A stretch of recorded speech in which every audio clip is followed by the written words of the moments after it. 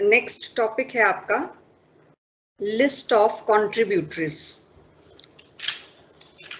List of contributories क्या होता है?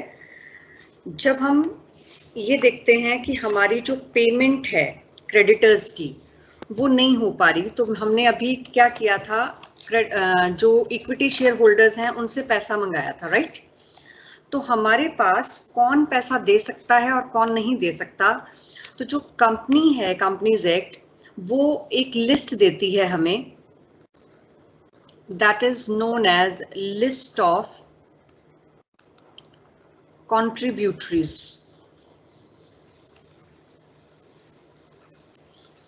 कि कौन कौन कंट्रीब्यूट कर सकता है at the time of liquidation when creditors are not being paid up by the company.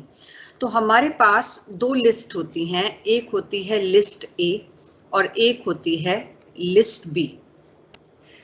List A में कौन होते हैं? इसके अंदर प्रेजेंट शेयर होल्डर्स होते हैं। प्रेजेंट शेयर होल्डर्स जिनकी अभी मान लो फॉर एग्जाम्पल 5000 शेयर्स हैं किसी के पास, 10 रुपए वाला 8 पेड अप, तो हम उससे मैक्सिमम कितना मंगवा सकते हैं? 5000 into 2 that is equal to 10,000।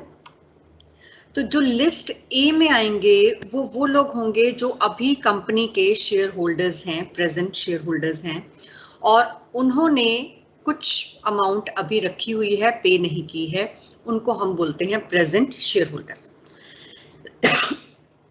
List B में कौन से आते हैं? इसमें आते हैं पास्ट शेयर होल्डर्स। अब जो शेयर होल्डर ही नहीं है, पास्ट का है, पुराना है, तो वो कंट्रीब्यूटर कैसे हो सकता है?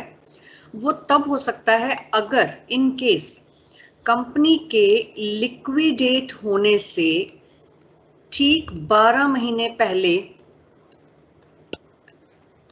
के जो टाइम पीरियड है उसके अंदर उसने अपने शेयर्स को ट्रांसफर किया हो।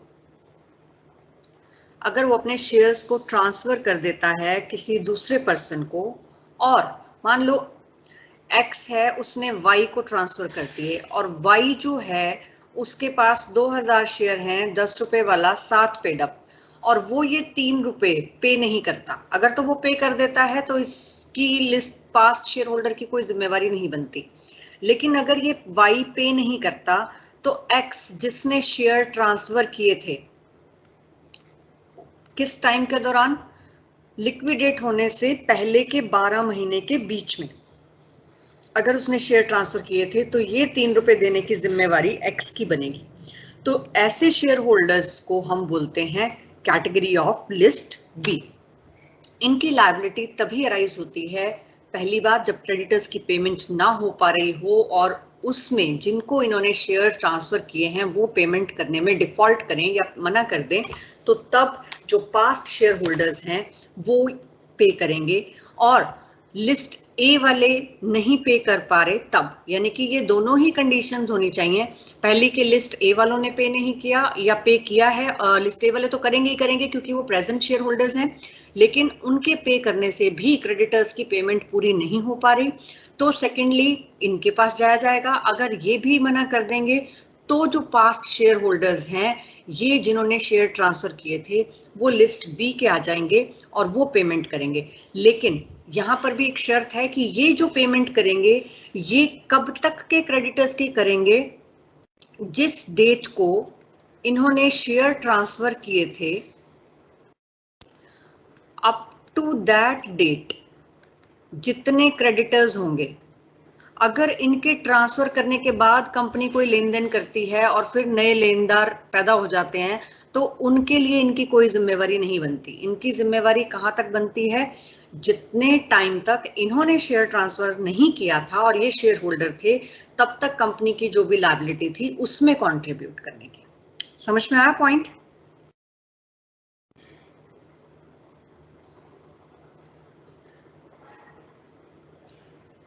Yes, ma'am. Now let us do it with the help of an example. Illustration number 18 I am taking. Assam Tea Company went into voluntary liquidation on 1st January 2012 because of shortage of funds. Certain creditors could not be paid. On inquiry, it was found that certain shareholders had transferred their shares some time before the winding up, and the details were as follows. 5 shareholders दे रखे हैं आपको, A, B, C, D and E. तो हम क्या करते हैं, हम यहाँ पर एक टेबल बना लेते हैं. यहाँ पर हम लिखते हैं अमाउंट आउटस्टैंडिंग रिगार्डिंग क्रेडिटर्स. फिर हमारे पास कितने लोग हैं, एक A है, एक B है, एक C, एक D और एक E. फिर हम लिखते हैं अमाउंट पेड और एक हम लिखते हैं लॉस सफर्ड.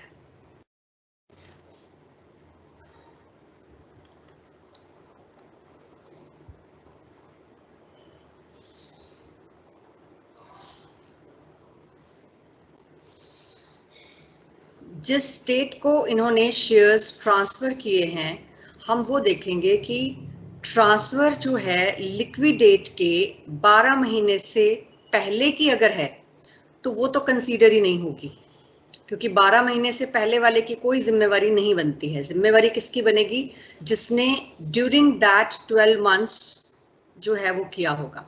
ठीक है, सो लेट अस सी. सबसे पहले हम डेट ऑफ ट्रांसफर्स को चेक करते हैं. ए ने शेयर ट्रांसफर किए हैं 1 अक्टूबर 2010. मैं यहां पर लिख रही हूं date of liquidation. Date of liquidation थी मेरे पास 1 जनवरी 2012. तो 1 जनवरी 2011 से लेकर 12 के बीच में जिसने शेयर ट्रांसफर किया होगा उसकी लायबिलिटी बनेगी. पहली बात तो ए ने तो ट्रांसफर कर दिया अक्टूबर 2010 में, तो इसकी तो कोई लायबिलिटी नहीं बनती, क्रॉस कर दो. बी ने ट्रांसफर किए 1 मार्च 2011, जनवरी के बाद इसी में आएगा. देन 1 जून 2011 इसकी भी बनेगी, फिर अगस्त वाले की भी बनेगी और दिसंबर वाले की भी बनेगी. यानी कि लायबिलिटी बनेगी बी की, सी की, डी की और ई की. ठीक है, अब हम लिख लेते हैं कि इन्होंने कितने कितने शेयर ट्रांसफर किए. बी ने ट्रांसफर किए 1000 शेयर, सी ने ट्रांसफर किए 500 शेयर, डी ने ट्रांसफर किए 400 शेयर और ई ने ट्रांसफर किए हैं 100 शेयर. ये लिख लिया हमने. All the shares were of ₹100 each, 80 paid up. Prepare a statement of the amount recoverable from any or of the above shareholders.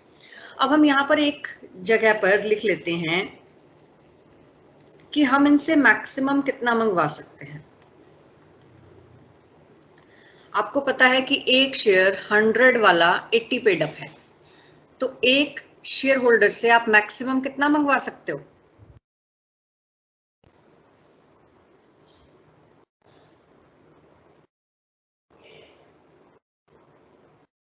How much you can call.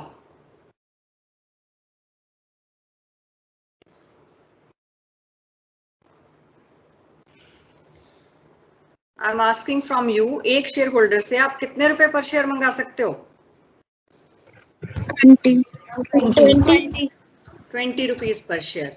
तो मैक्सिमम लायबिलिटी अगर इसके 1000 share हैं तो इसकी कितनी बनेगी, 20,000. इसके 500 हैं तो इसकी कितनी बनेगी, 10,000. इसके 400 हैं तो कितनी बनेगी, 8,000. और इसके 100 हैं तो कितनी बनेगी, 2,000. इसमें तो कोई चेंज नहीं है ना, ये तो मैक्सिमम लायबिलिटी है, इससे ज्यादा पैसे आप उनसे नहीं मंगा सकते. इसमें कोई डाउट है किसी को?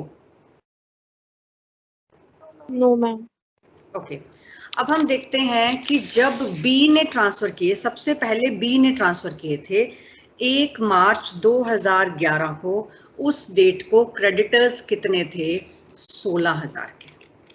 उस डेट तक क्रेडिटर्स कितने थे, 16,000 के. तो 16,000 के जो क्रेडिटर्स थे उस डेट को सी, डी और ई तो ऑलरेडी शेयर होल्डर है ना, उन्होंने तो ट्रांसफर नहीं किए हुए. ट्रांसफर किसने किए थे, बी ने. और सी, डी और ई तब तक क्या हैं, प्रेजेंट शेयर होल्डर्स हैं. यस और नो?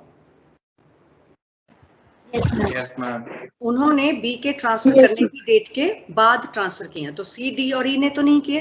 तो ये जो 16,000 है ये इन चारों में बटेगा. तो इन चारों में बटेगा तो इनकी जो रेशो है वो क्या रेशो बन रही है हमारी, 10:5:4:1 इसमें बांट देंगे। तो 16,000 को आप इसमें बांटेंगे तो ये आपके पास क्या आ जाएगा, 8,000, देन 4,000, देन 3,200 एंड देन 800। अब इसकी लायबिलिटी मैक्सिमम कितनी बनती है, 20। यहाँ पे इसको कितना देना पड़ रहा है, 8 तो ये दे देगा, इसको 10 देना है, ये 4 यहाँ दे रहा है, दे सकता है, यहाँ 8,000 देना है और ये 3200 दे रहा है, यहाँ भी दे सकता है, 2,000 देना है, 800। तो ये सारी की सारी पेमेंट फुल हो गई 16,000 की। अब इसके बाद अगली डेट को क्रेडिटर्स हो गए 26,000 के, तो 16,000 तो यहाँ पे हो गए, इसका मतलब बढ़े कितने, 10,000। और जिस दिन ये वाली ट्रांसफर हुई थी 26,000 जब आए थे क्रेडिटर्स, तब तक बी जो है, बी क्रेडिटर नहीं रहा, बी जिस दिन तक ट्रांसफर नहीं किए थे शेयर्स उसने, तब तक सिर्फ 16,000 के क्रेडिटर्स थे। और मैंने आपको बताया कि अगर उसके शेयर ट्रांसफर होने के बाद कोई क्रेडिटर बढ़ते हैं तो बी की जिम्मेवारी खत्म हो जाती है। तो बी ने जब तक ट्रांसफर नहीं किए थे हमारे क्रेडिटर्स कितने थे, 16,000 के। अब जब सी ने ट्रांसफर किए हैं तब कितने बढ़ गए क्रेडिटर्स, 10,000। तो अब उसमें बी की कोई रिस्पॉन्सिबिलिटी नहीं बची। अब जो रिस्पॉन्सिबिलिटी बची वो बाकी बचे हुए सी, डी और ई की बची। तो 5, 4 और 1 इस रेशो में हम इसको बांट देंगे। तो टोटल था 10,000, आई विल राइट 5,000, 4,000 एंड 1,000। अब मुझे फिर से चेक करना पड़ेगा टोटल इसकी मैक्सिमम लायबिलिटी को क्रॉस तो नहीं कर रहा है, ये 10,000 मैक्सिमम लायबिलिटी है और अभी तक मैंने इससे कितने मंगाए हैं, 9, आई कैन कॉल। इसकी 8,000 है, 7,200, 2,000 है, 1,800, तो कोई दिक्कत नहीं है, 10,000 की पेमेंट हो गई, क्रेडिटर्स को कोई लॉस नहीं हुआ। अब फिर से हमने देखा कि जब सी के बाद डी ने ट्रांसफर किए तब हमारी क्रेडिटर्स की लायबिलिटी कितनी बढ़ गई, 32,000 टोटल हो गए, जिसमें से 26 की पेमेंट हो चुकी है। तो बढ़ कितने गए, 6,000 बढ़ गए। अब 6,000 बढ़ गए, अब बी भी फ्री हो चुका, सी भी फ्री हो चुका, क्योंकि ये क्रेडिटर्स सी के ट्रांसफर करने के बाद अराइज हुए हैं। तो लायबिलिटी बनती है सिर्फ डी और ई की। तो डी और ई की लायबिलिटी बनती है 4:1 में। तो 4:1 में जब हम बांटेंगे इसको तो ये बनेगा 4,800 और ये बनेगा 1,200, सॉरी यहाँ लिख दिया मैंने 4,800 और ये बनेगा 1,200। अब फिर से मुझे चेक करना पड़ेगा, तो आप देखो 7,200 और ये 4,800, तो ज्यादा हो गया 8,000 से। तो 8,000 से ज्यादा तो मैं इससे मंगा ही नहीं सकती। तो इसका मतलब जिसकी लायबिलिटी 8,000 बनती है उसने अगर 7,200 पहले से दे दिए हैं तो वो अब 4,800 नहीं देगा, वो अब कितने देगा, सिर्फ 800 देगा, तभी तो 8,000 होगा। तो बाकी 4,000 का जो लॉस है वो क्रेडिटर्स को सफर करना पड़ेगा और अमाउंट इसने पे की सिर्फ 800। ई की टोटल लायबिलिटी बनती थी 2,000, 2,000 में से 800 और 1,000, 1,800 वो दे चुका है। तो अब वो और मैक्सिमम कितनी देगा, 200। तो 200 वो पे कर देगा और 1,000 रुपए का लॉस हो जाएगा क्रेडिटर्स को। ये बात समझ में आई कि नहीं आई?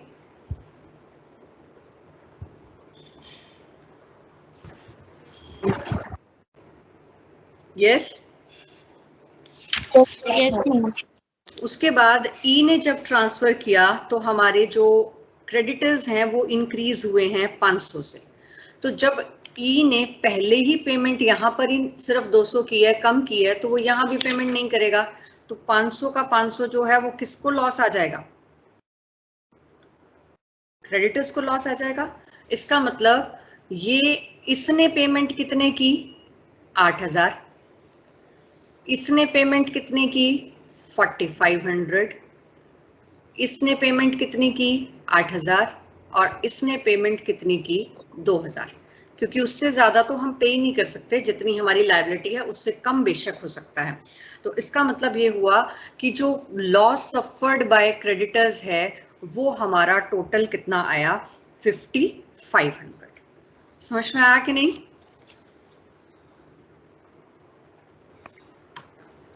मैम यस मैम वो 9,000 आएगा मैम ई में। क्या चीज? 4,000 प्लस 5,000 मैम। हाँ ये 9,000 है। ओके, पॉइंट समझ में आ गया?